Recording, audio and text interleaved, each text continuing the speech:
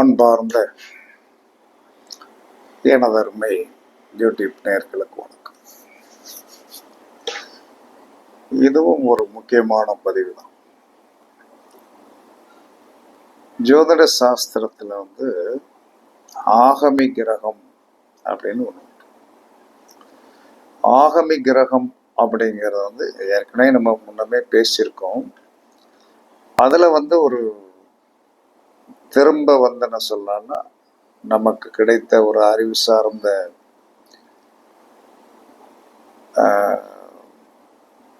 சார்ந்த விஷயங்களை நம்ம தெரிஞ்ச பிறகு திரும்பவும் ஒரு வீடியோ போடுவோம் அப்படிங்கிறது தான். அகமி கிரகம்ங்கிறது ஏற்கனவே பேசியிருக்கிற ஒன்று தான். இந்த ஆகமி கிரகம் அப்படிங்கிறது,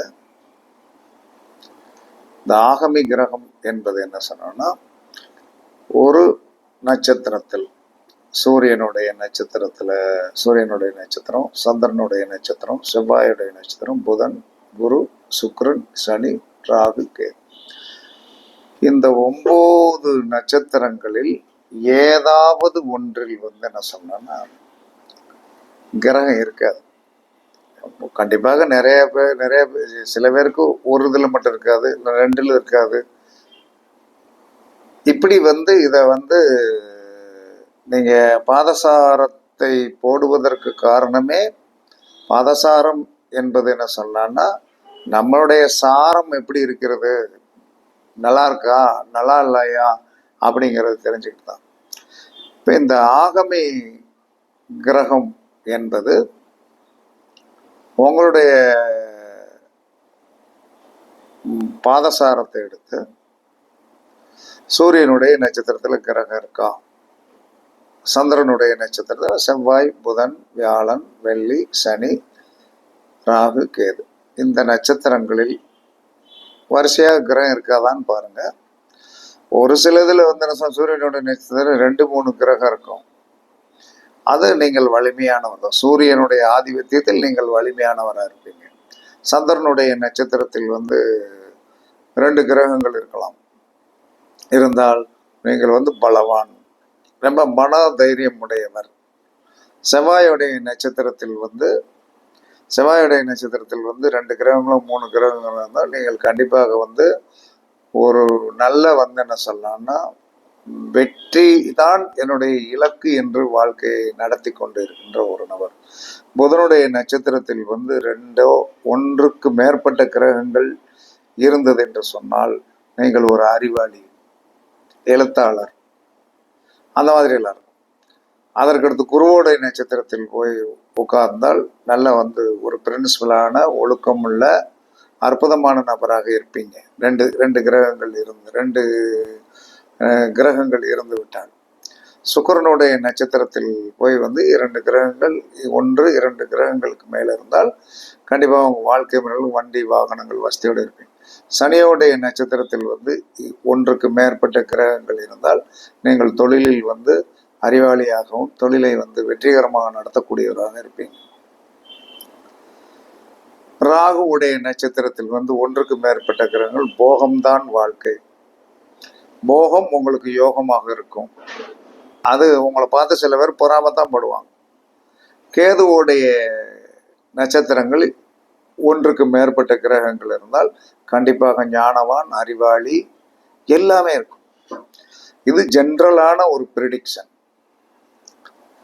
ஆனால் ஆகமி கிரகம் என்பது ஒரு நட்சத்திரத்தில், சுக்கிரனுடைய நட்சத்திரத்தில் ஏதோ ஒரு நட்சத்திரத்தில் கிரகம் இல்லை அப்படின்னா அந்த இது என்ன சொல்லணும்னா என்ன செய்யும், பயங்கரமான பெரிய வெற்றியை கொடுக்கும்.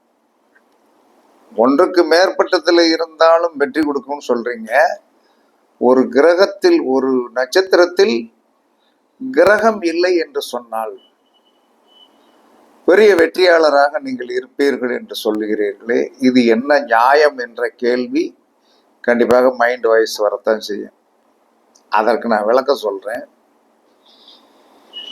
பொதுவாக என்ன சொல்றான்னா இல்லாத ஒன்றின் மேல்தான் நமக்கு ஆசை அதிகம். இல்லாத ஒன்றின் மேல் தான் ஆசை அதிகம். அப்ப அந்த இல்லாத ஒன்றின் மேல் ஆசைப்படுகின்ற நமக்கு உண்மையான அதுல ஒரு ஃபெய்த் இருக்கும். உண்மையான ஒரு ஃபெய்த் கண்டிப்பாக இருக்கும், இல்லாமலாம் போகாது. அதனால ஒரு ஜாதகத்தில் சுக்கிரனுடைய நட்சத்திரத்தில் போய் பரணியிலேயோ பூரத்திலேயோ பூராடத்திலேயோ கிரகம் இல்லை என்று சொன்னால் அது ஆகமி கிரகம். அதை தூக்கி அப்படி தனியா வைங்க. அதற்கு அடுத்து குருவோடைய நட்சத்திரம் முக்கியமானது. குருவோடைய நட்சத்திரத்தில் ஒருவருக்கு கிரகம் இல்லை என்று சொன்னால் அதுவும் ஆகமி கிரகம் தான். அப்ப நீங்க என்ன செய்யணும்னா, எந்த நட்சத்திரத்தில் கிரகம் இல்லையோ, அதாவது எப்பயுமே ஒன்று நினைச்சிருக்கிறேன், வீடு இருக்கிறவன் என்ன சொல்றான்னா வாடகை வீட்டை தேட வேண்டியதில்லை.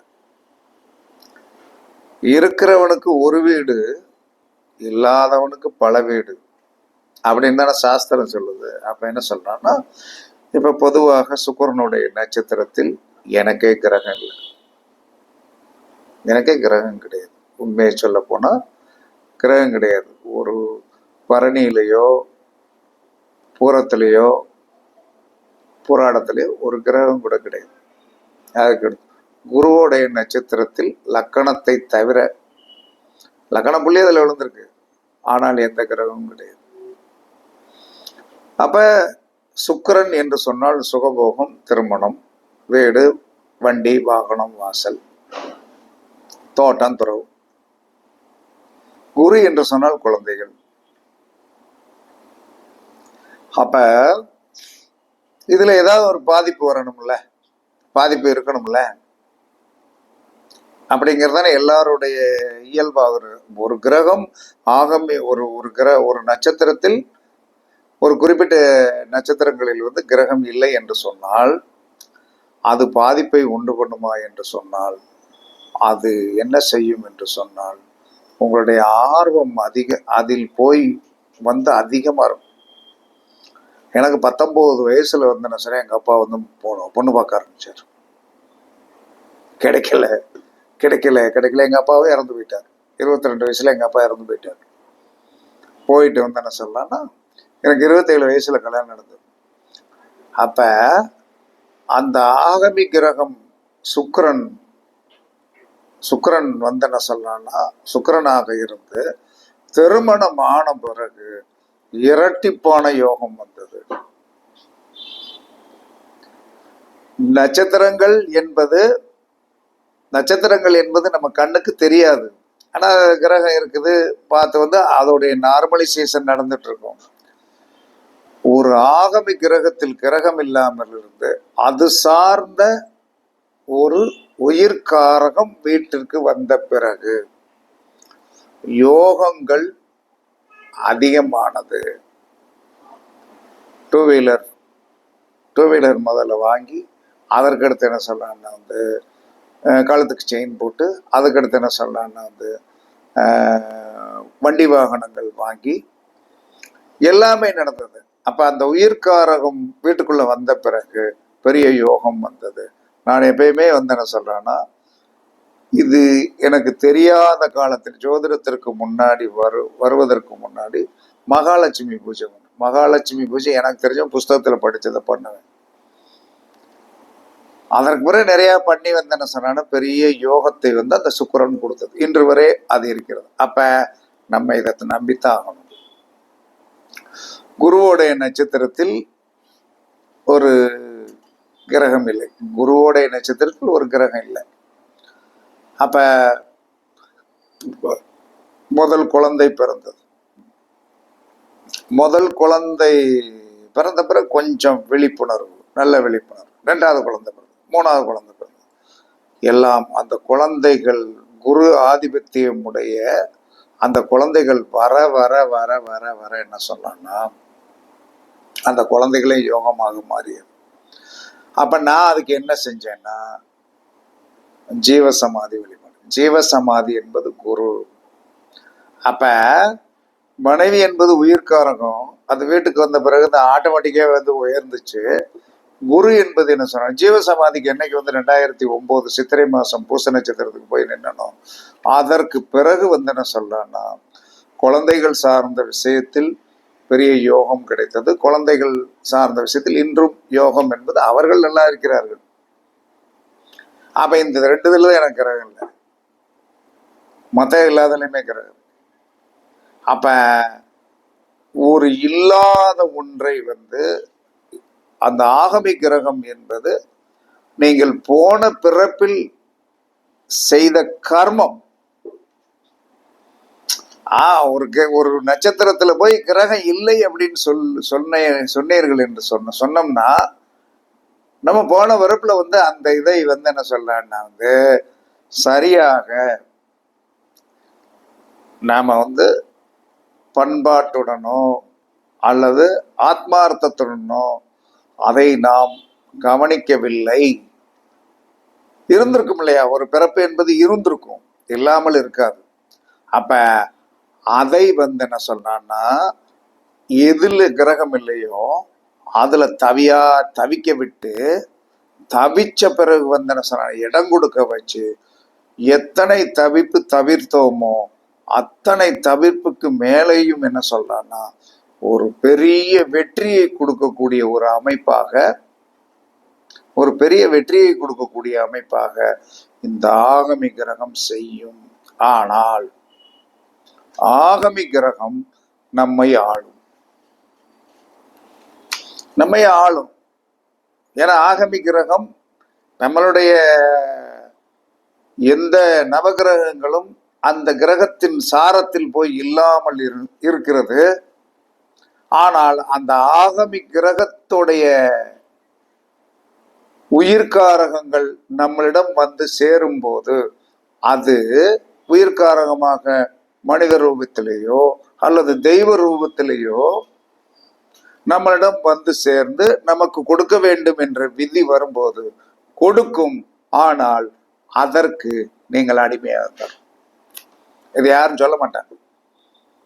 சுக்கிரனுடைய இதுல வந்து என்ன சொல்றான்னா வந்து கிரகம் இல்லை, கல்யாணம் முடிஞ்சிச்சு, மனைவி சொல்லுவதுதான் அங்க வந்து என்ன சொன்னா, மனைவி போடுற திட்டத்திற்கு நாம் வந்து என்ன சொன்னோம்னா ஓகே பண்ணித்தான் ஆக வேண்டிய கட்டாயத்துக்கு தள்ளப்படுவோம். அது அப்படித்தான்.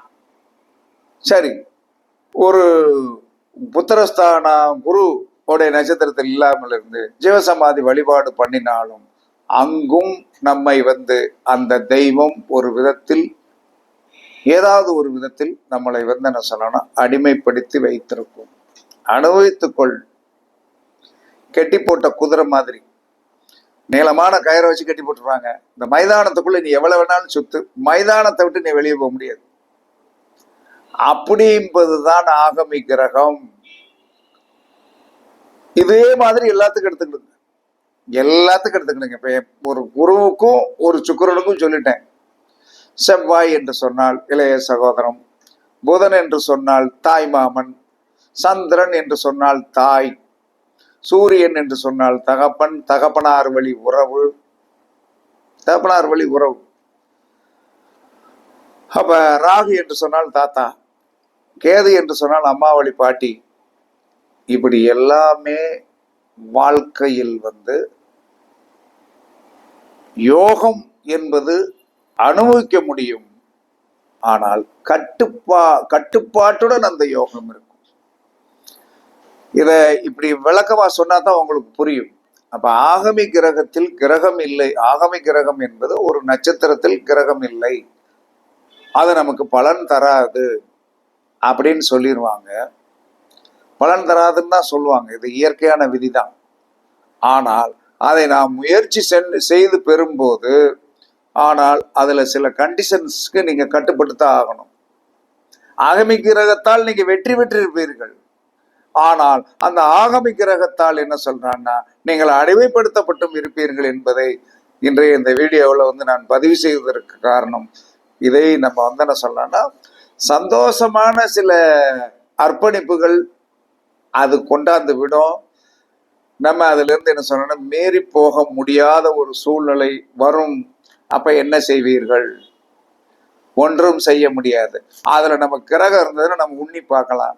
நமக்கு தான் பின்புலம் இல்லையே, பின்புலம் கிடையாது. அப்ப அந்த பின்புலம் என்பது ஒரு நட்சத்திரத்தில் ஏதாவது ஒரு கிரகம் இருக்க வேண்டும் என்று சட்டம். அந்த சட்டம் இல்லை என்று சொன்னால் நாம் என்ன சொல்றோம்னா அதற்குண்டான ஆகுதியை அடைந்து விடுவோம். வழிபாட்டின் மூலமாக அதற்குண்டான மந்திரங்கள் சொல்வதனாலேயோ அது சார்ந்த கோவிலுக்கு போவதனாலேயோ நம்ம அந்த அனைத்தையும் அடைந்து விடுவோம். ஆனால் அது ஒரு ஃப்ரீனஸ் ஆனதாக இருக்காது. ஆனால் அதை நாம் சுகமாக ஃப்ரீனஸாக இல்லாவிட்டாலும் சுகமாக சுவைத்து வாழ்வதற்குண்டான வழியை கண்டிப்பாக பண்ணி கொடுக்கும். இது ஒரு விதமான திரிசங்கு சொர்க்கம் மாதிரி, மேலேயும் போக முடியாது கீழே விட நடுவில் நின்ன மாதிரி திரிசங்கு சொர்க்கம் அப்படின்னு சாஸ்திரத்தில் சொல்லப்பட்டுள்ளது.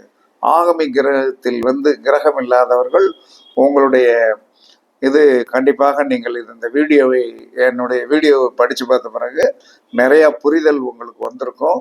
எனக்கு 2 இதில் கிரகங்கள் இல்லை. சுக்கிரனுடைய நட்சத்திரத்தில் குருவுடைய நட்சத்திரத்தில் இல்லை. அதனால் மனைவியாலும் குழந்தைகளாலும் சுகமான சுமைகளை சுமந்து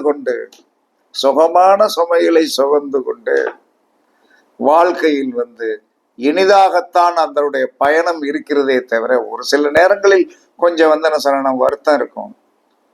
இருந்தாலும் நம்மிடம் பின்புலம் அந்த கிரகத்தோடைய சக்தி என்ற எனர்ஜி நம்மளுடைய உடம்பில் இல்லை. அது இன்னொருத்தன் தான் வர வேண்டியது இருக்குது. அப்ப ஒரு விதத்தில் என்ன சொல்றான்னா அற்புதமானது, அழகானது, வெற்றி கொடுக்கக்கூடியது. ஆனால் கட்டுப்பாடுடன் கட்டுக்குள் இருக்க வேண்டிய ஒரு சூழ்நிலையை ஆகமி கிரகம் உருவாக்கி இருக்கிறது. அது சந்தோஷமான ஒன்றாகத்தான் இருக்கும் என்று கூறி, ஆகமி கிரகம் என்பது அற்புதமான பெரிய வெற்றியை கொடுக்கக்கூடியது. உங்களுக்கு சூரியன் சரியில்லையா, சிவன் கோயிலுக்கு போங்க. சந்திரன் சரியில்லையா, சாத்மீகமான அம்மனை கும்பிடுங்க. செவ்வாயில கிரகம் இல்லையா, நீங்கள் முருகனை கும்பிடுங்க. புதன்ல கிரகம் இல்லையா, பெருமாளை கும்பிடுங்களேன். வியாழன்ல கிரகம் இல்லையா, ஜீவசமாதி வழிபாடு பண்ணுங்க. சுக்கிரன்ல கிரகம் இல்லையா, மகாலட்சுமி வழிபாடு பண்ணுங்க. சனியில கிரகம் இல்லையா, எல்லைக்காவல் தெய்வங்களையோ காலபைரவரையோ வழிபாடு பண்ணுங்க. ராகுவில் கிரகம் இல்லையா, துர்க்கை அல்லது காளியை வழிபாடு பண்ணுங்க. பாம்பு புற்றை வணங்குங்க. கேதுவில் கிரகம் இல்லையா, விநாயக பெருமானை வழிபாடு பண்ணுங்கள். கண்டிப்பாக சுகமாக இருக்கும் என்று கூறி, சுகம்தான், சோகமில்லை. சோகப்பட்டாலும் அது கடைசியில உங்களுக்கு வெற்றியை கொடுக்கும் என்று கூறி உங்களிடமிருந்து விடைபெறுவது சிபிபாறை ஜோதிடர் சாதி ராகவன் ஜெயபாலாஜி. சுகமே சூழ்க, வாழ்க வளமுடன். வணக்கம்.